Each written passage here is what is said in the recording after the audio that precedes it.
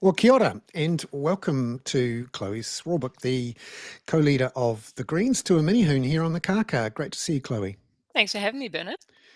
Now, a few weeks ago, the Green Party put out a fiscal strategy document, which is my idea of a fun time, but it didn't necessarily get a huge amount of coverage at the time broadly. Could you tell us what you were trying to do in the document? Yeah, absolutely. So it's useful to understand this in the context of the work that the Greens have put out over the last several months. So at the end of last year, we produced Te Ara Anamata, our alternative emissions reduction plan, to serve in contrast to the government's so-called emissions reduction plan. We showed how we could reduce emissions 5 to 6 times faster than the government's so-called plan by stopping pollution at the source, as opposed to relying on supposedly hypothetically infinite offsetting, which all exposes us to greater vulnerabilities, but also reduce the cost of living and improve people's quality of life, particularly through looking at interventions that we can make in electricity and in energy generation. Then we produced our green industrial strategy. We did that in Tokoroa off the back of a lot of engagement in Ohakune and Tokoroa with the pulp and paper mill workers, looking at how we can actually, with an active state, create 40,000 good green jobs. And God forbid we have some industrial policy for the first time in 40 years. We then produced our green budget a week before the government put theirs out, to much acclaim. I saw Winston Peters and our Prime Minister talking about our budget a heck of a lot more than they talked about theirs on Budget Week. And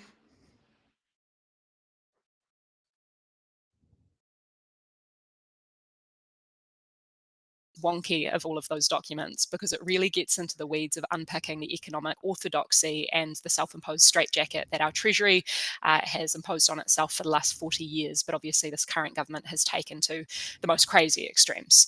And in a nutshell, the proposition there is that when we have these man-made economic constraints that are effectively producing the world falling apart and crumbling around our ears, we're kind of going to beg the question of what the hell is the point of these man-made economic constraints? Are they leading us to where we want to get to?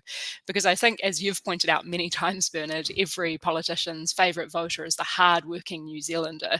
And time and again, I have asked in our House of Parliament, under the Labour-led government and now under this National-led government, what the hell is the point of us all working so hard if we're not getting the outcomes that we want for our society and for our country?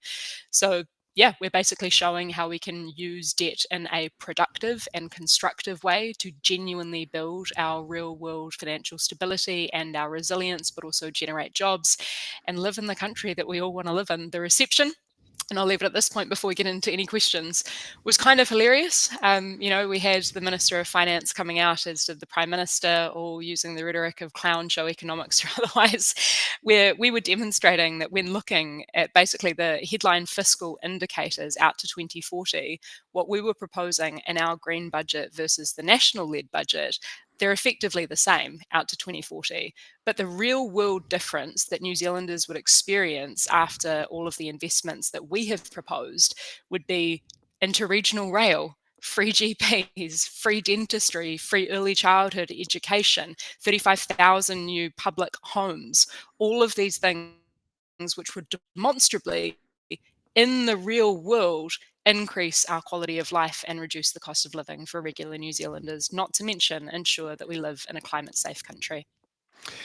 So the background to this is the government, current government and the previous Labor government, and you could argue the Labor and Green parties in 2017 bought into the idea that the government's net debt couldn't really rise much more than 30 or 40% of GDP because we needed a buffer to borrow if we were hit by some sort of financial or physical crisis. And this has been the orthodoxy really since the late 1980s, because at that point, the government was heavily in foreign debt, in foreign currency denominated floating rate debt. And there was no New Zealand super fund, and the economy was much smaller. And we had quite a bit of infrastructure relative to our population. And so the idea was, well, we need to keep debt under control, and then we can keep interest rates under control, and we need a bit of a buffer. Um, what's what's wrong with that theory now? Mm. So I guess the first thing to note is that the actual definition of debt stabilization is simply, and this is an important point to make, it is, value neutral. It is simply about preventing debt to GDP ratio from continuously increasing. So what that means in practice is that we can actually run consistent kind of, we can still have debt. We don't need to get into surpluses. And what that point around surpluses actually begs the question of is the lack of spending and capacity being broadened within the economy effectively, right? So to your point of the things that we're actually critiquing and unpacking in the Treasury orthodoxy, which obviously this government has taken to the furthest extreme, there's kind of two key points. The first is the notion of the interest rate differential, which basically we've presented in the document, which I hope that you'll link through to all of your listeners, is the interest rate minus growth. And currently, Treasury is using a rather insane figure of 3%. If you look at the last 30 years, you'll see that the average has been around 0.8%. So we have shown in our calculations that if you still have an incredibly conservative band of between 1 to 2%, then of course we can increase those levels. Then there's also the point that you're pointing to with regard to the fiscal buffer. So the fiscal buffer at present, which Treasury seems to kind of have plucked out of thin air, is around 40%. And that is the equivalent of 2 simultaneous COVID-19 shocks or approximately 23 simultaneous Cyclone Gabrielle shocks. So we've shown that you can slightly reduce that. And in turn, again, we can make the requisite investment, which it needs to be noted, not only obviously is necessary to improve people's lives and keep people here, noting that 191 New Zealanders are leaving the country every single day, as you've amply reported on, but it also will demonstrably increase our resilience, increase our economic capacity, potentially increase our growth, increase our productivity, and also, therefore, our financial stability. Because what international markets, debt markets are looking at, and credit rating agencies are looking at, is the credibility of government spending plans and our capacity to pay that debt back. And what we do when we make sensible, productive, constructive investment in our economy is we increase that capacity. So what we're basically demonstrating is that the government's self-imposed fiscal straitjacket is junk. The idea of computer says no based on the programming that we put in 40 years ago is sure, meaning that we're apparently meeting these arbitrary targets. But again, the real world is falling apart around our ears. Clearly, computer says no is not working. So let's fix it.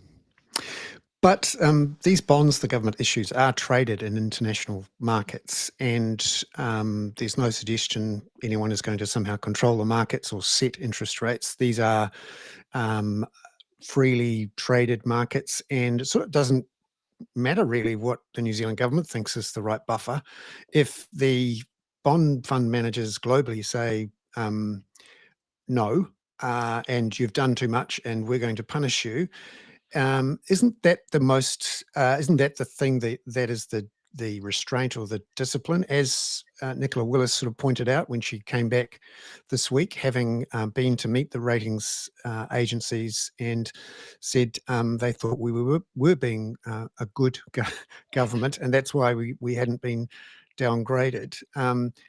Isn't there a risk here? I know it's slightly circular, that it doesn't matter whether you think the buffer's big enough or small enough, or whether the forecasts about the how explosive the debt is, what you think, it's what the rest of the world thinks. And therefore, when Nicola Willis says we can't afford it, all she's doing is reflecting the thinking of the markets, and markets are the most powerful force in the world.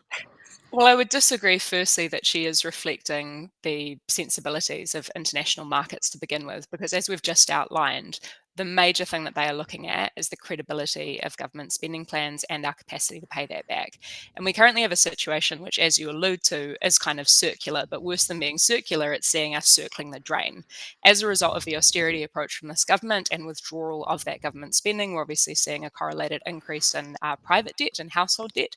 But simultaneously, we're seeing a real world erosion of the infrastructure that all of us rely on actual real world debt, the things that we actually need to build to have a functional country and society, but also we are hemorrhaging our working age population, particularly to Australia.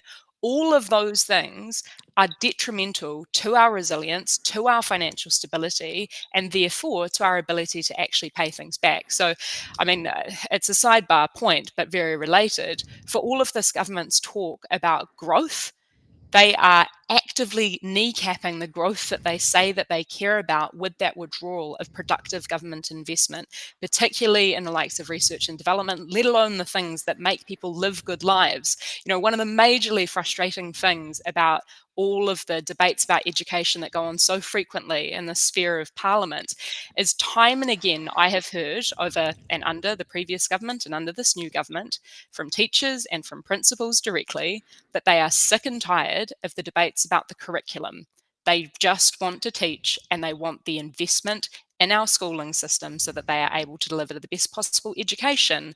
But related to that point is kids are coming into the classroom contextually. They're coming from environments which may be unstable or otherwise, and we know that poverty is the major determinant, or socioeconomic indicators are the major determinants of educational success.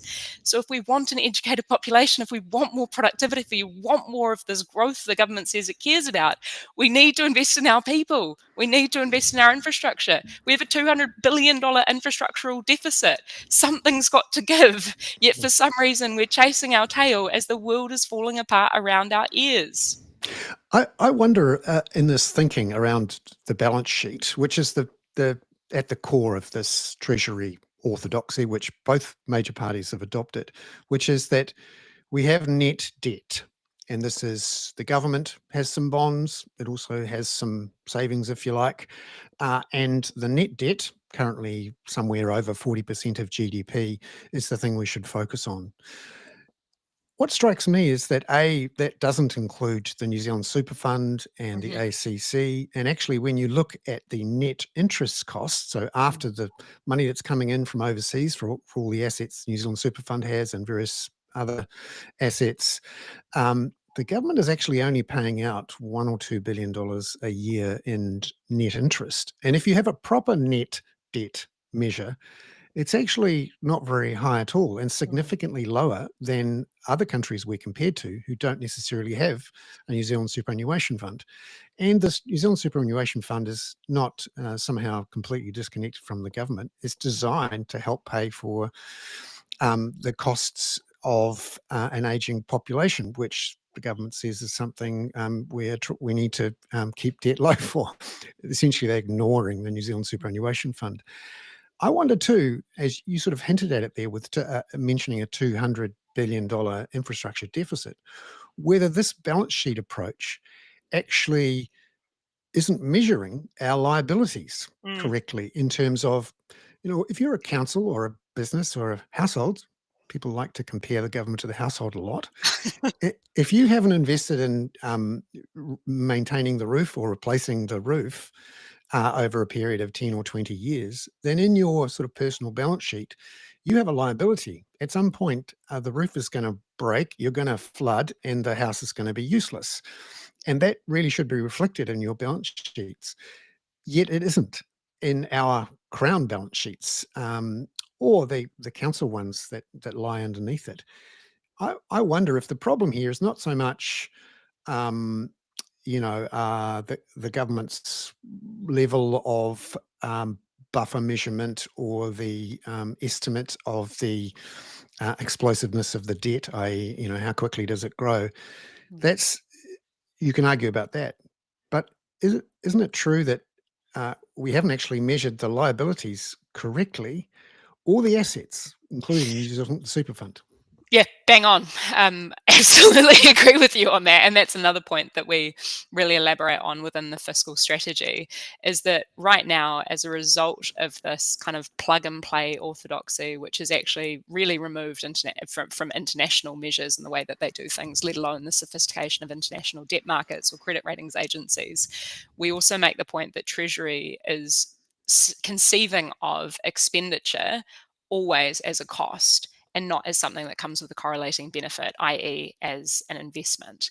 And actually, you kind of hit the nail on the head related to the point on local governments as well, because how many reports have we had? We had the Shan inquiry 15 odd years ago. We had the Prodcom review of the Shan inquiry about 6 years ago. We had the Future of Local Government review about a year or two ago now, all of which said that our local governments do not have the revenue or the resource necessary to do what they are supposed to do, mandated by legislation, let alone everything else that the communities expect them to do. And we also saw not too long ago that as a result of the government's withdrawal of the Three Waters program and the resourcing for local governments therein, that we had a downgrading of 16 odd councils' credit ratings. And that is a ticking time bomb unto itself, which is very much related to this point of the fiscal strategy. We have councils all across this country who have had their credit ratings downgraded, which means debt is more expensive. They are being asked to sell off assets, and many of them are, and they're also increasing rates at record levels. That is not a happy recipe. That is not going to get us to the kind of productive, resilient, stable country, let alone the towns and cities around this country that we expect. But the other point that I would make, just in response to what you said there, Bernard, is in terms of the things that we're actually measuring and the real world deficits in terms of infrastructure, let alone the opportunity costs, when we're not investing in these things, the counterfactual, had we, in terms of, investing in, for example, tertiary education or even in the compulsory education sector, the better outcomes that we would have got had we made those investments in productivity gains, growth or otherwise. But time and again, you see that Treasury, off the back of each budget, and the fiscal risks, is pointing to climate change in this kind of amorphous sense. And there's a kind of note there about our NDCs, our nationally determined contributions liabilities under the Paris Agreement. And, MFE and Treasury, I believe back in 2023 or so, tried to do some calculations on this because they obviously don't want to put it in there as a constructive liability. And they estimate, if I can recall correctly, that we're looking at somewhere between 3 to 12 or 14 billion odd in paying other countries to reduce their emissions if we don't do that domestically at home. And I have probed this with Treasury and with both the former Minister of Finance and this new Minister of Finance at Finance and Expenditure Committee, and just kind of gone, something's got to give. When are we going to represent this ticking time bomb that is eventually going to crystallize on our books? And they just kind of all, it never come back with anything that is satisfactory. So that is a very tangible example of where, potentially these international these other countries that we've made these commitments with come knocking on our door. But then there is the slightly more amorphous and difficult things to measure, like how do you measure the cost of housing deprivation? How do you measure the cost of the degradation of our fresh waterways? How do you measure the under-education of our children that comes about as a result of a lack of investment in increasing people's quality of life? There's another way of approaching this, which is to sort of junk the whole system, to not be talking about fiscal strategies around net debt and always trying to run surpluses and debating what's a liability and an asset, and instead adopt a modern monetary theory approach to running the government's finances, which essentially says that there is no restraint in terms of how much the government can borrow. And it doesn't even necessarily have to so-called borrow from the private sector. In fact, the way we think about government spending and borrowing and debt is, to put a rude phrase on it, arse about. It's just cart before the horse. And it actually, rather than governments only being able to spend money after they've taxed taxpayers or borrowed money from bond investors, it's the other way around. Government spends into the economy and then mops it up later on with bond issues. And really the thing that matters is whether there are the physical resources, the human resources, the natural resources there to be used and in theory matched up with the government's spending. And the risk the only risk really is that you spend too much relative to the resources you've got and create inflation. What's your view on modern monetary theory? So our fiscal strategy doesn't start with the central premise that potentially we can have unlimited money printing, because I think maybe that could have been quite a shock for the orthodox, and we might have received even worse feedback than we did. But I want to say that there are some things that I do admire about modern monetary theory, but I also want to say that just completely honestly, haven't engaged fulsomely with all of the minutiae and operationalizing of what this would actually mean in practice. But I am always excited by new ideas, and I am always excited to be challenged by those ideas. So the things that I think are admirable about the approach that MMT takes is firstly being really cognizant of ecological limits. That, of course, is a reality, which it seems that our politics and our current economic metrics just are completely divorced from. I also admire the fact that there is a meaningful consideration of real world economic constraints, which obviously nest within those ecological constraints. And that premise actually does tie in quite substantively with both our fiscal and industrial strategies. I was alluding before we came on air, Bernard, to the fact that I was quite taken aback by the lack of sophistication and understanding. And this is no shade on anyone, because we've all grown up under this neoliberal era, everybody in the press gallery and myself. When we were talking about increased government investment in the things that matter to people, and just being hit back with, oh, well, that will be inflationary, i.e., all expenditure equals inflation, without an understanding about how what we're talking about is increasing supply side. And again, that means that we're increasing our real world economic capacity, which isn't necessarily. So, yeah, I think those are some things that we can learn from, and I'm interested in engaging more in it. But the major central difference between our green fiscal strategy and MMT, as far as I understand it, is just that we don't start with the premise that we can print our all of the money. Although, interestingly, that's exactly what most governments in the world did for a couple of Exactly. years Yeah. during COVID. And I think we've had, anyway, we had some good conversations about unconventional monetary policy and the need for fiscal policy to play its real responsible role during COVID. And yeah, this is something which this morning, sitting with the Reserve Bank for the OCR hearing, I kind of put to them, actually, this is a notable point, because there's all this talk at the moment of an economic recovery. And I asked RBNZ and the governor, the acting governor, to define what they thought a recovery was, much the same as when I asked them to define what they thought sustainable house prices were. And they said that they would define economic recovery by GDP growth. And I thought that was quite telling, right? We all know that monetary policy is an incredibly blunt instrument. But I think as long as we continue to entertain the idea that monetary and fiscal policy, and particularly monetary policy, is just this kind of natural thing that happens over there and is not politically informed or nested within the context of political decisions, then we're not only kidding ourselves, but hurting ourselves. It's actively hurting our people, let alone our economy. Just finally, and no doubt we'll have a chance before the election to talk about these things, I hope. We have this debate constantly. How do we tax the capital gains on various assets, businesses, homes, whatever? And the debate has already sort of circled around and landed on a capital gains tax on the beyond the family home. And it seems that Labor, which for the last 3 or 4 elections, maybe, depending on how you measure it, wanted to go with a capital gains tax beyond the family home. Although, interestingly, the previous Labor finance minister and